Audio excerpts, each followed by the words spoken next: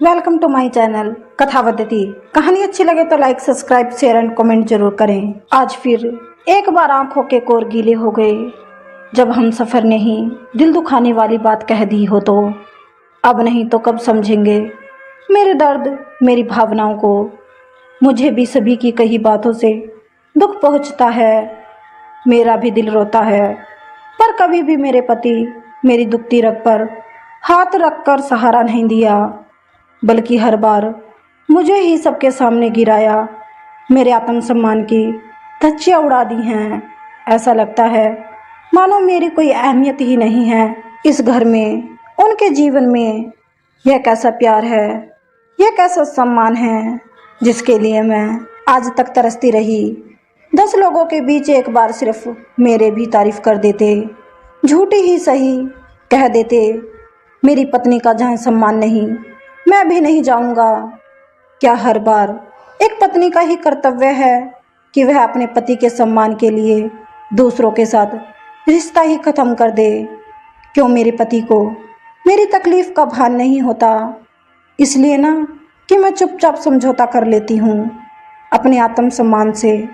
पर कभी तो मेरी भी आत्मा ही कहती है, उठो और कह दो सारे लोगों से, मैं अपने आत्मसम्मान के साथ समझौता नहीं कर सकती। मुझे नहीं जाना ऐसी जगह जहाँ मेरा मन नहीं होता। मन में विचार करते करते मंदा की आंखों के आंसू गालों पर ढलते हुए उसकी हथेली में आ गिरे। माँ पिताजी ने कितने अरमानों से इन हथेलियों को मनोज के हाथों में सौंपा था, यह कहकर कि मेरी बेटी का मान सम्मान अब आपके हाथों में है। इसके मान सम्मान का ख्याल रखिएगा जमाई बाबू। पर क्या हुआ जो हर बार आपके विश्वास को तोड़ा है? माँ पिताजी, हर बार कल भी वही किया जिसकी मुझे उम्मीद पहले से ही थी। जब ननद रेनू का फ़ोन आया यह कहने के लिए कि मेरे तीसरे नंबर की बेटी की शादी है तो आना होगा, रेनू ने बड़ी आसानी से कह दिया आना होगा। पर हर बार बेइज्जती करवाने क्यों जाऊं मैं, जैसा दूसरी बेटी की शादी में किया। बड़े अरमान थे ननद की बेटी की शादी में जाऊंगी, पर हुआ क्या, जाते ही मुझे उस कमरे से बाहर निकाल दिया, यह कहकर कि बाहर वालों का कमरा बाहर है तो आप अपना सामान यहाँ से ले जाइए। सब भी बैठे थे वहाँ घर के, पर किसी ने एक लफ्ज़ भी नहीं कहा मेरे सपोर्ट में, बल्कि सब ऐसे मुस्कुरा रहे थे जैसे सभी को सुनकर बहुत खुशी हुई हो। ऐसा लगा मानो किसी ने घर से बाहर निकालकर फेंका हो।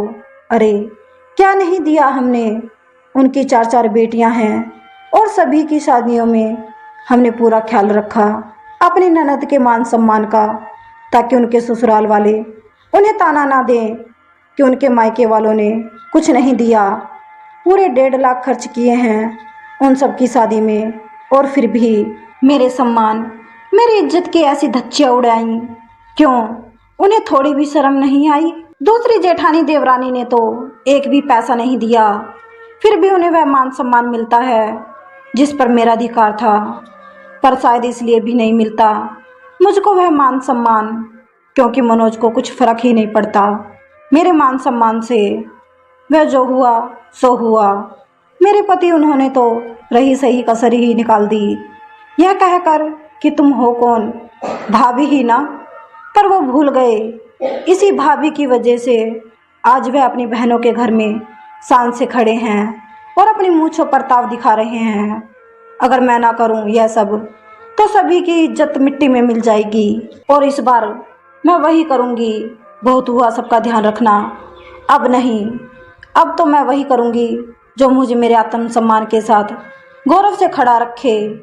मैं नहीं जाऊंगी उनकी बेटी की शादी में, और ना ही कुछ देने वाली हूँ। जो करना है अब मनोज खुद करेंगे।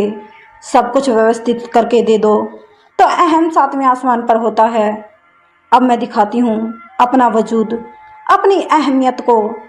ऐसा सोचते हुए मंदा मनोज को शादी में नहीं जाने का फैसला सुनाती है। मनोज सुनते ही भड़क जाता है और कहता है दिमाग खराब हो गया है?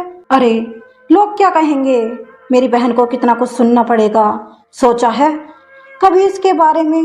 तुम्हें चलना ही पड़ेगा, मुझे कुछ नहीं सुनना है। और हाँ, लेन देन की सारी तैयारी कर लेना। लास्ट समय पे मैं कुछ सुनना पसंद नहीं करूँगा। मैंने बोला ना, आपको मैं इस बार नहीं जाऊँगी आपकी भांजी की शादी में। और जो भी लेन देन करना है खुद ही कर लेना, मुझसे कोई उम्मीद ना रखना। अब मुझसे नहीं होगा। जहाँ मन में ही दूरियां हों वहाँ जाकर क्या फ़ायदा। उन लोगों को मेरे होने ना होने से क्या फ़र्क पड़ता है।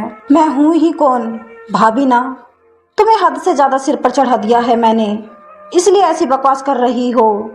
तुम अपनी औकात में रहो, ज़्यादा सिर पर बैठकर नाचने की ज़रूरत नहीं है। मैंने कह दिया तो कह दिया, तुम्हें चलना पड़ेगा। यह मेरी बहन की इज्जत की बात है। वाह मनोज, अपनी बहन की बात आई तो इज्जत और पत्नी की आई तो नाटक। तुमसे यही उम्मीद थी। मुझे अब तो नहीं जाना। मुझको तभी कमरे में मंदा की सास आ जाती है और कहती है, अरे बेटा क्यों जिद कर रहा है, इसे छोड़ दे। इसके नहीं जाने से शादी रुक तो नहीं जाएगी ना। छोड़ दे इसे यहीं। इसे क्या पता रिश्तों में इज्जत सम्मान क्या होता है।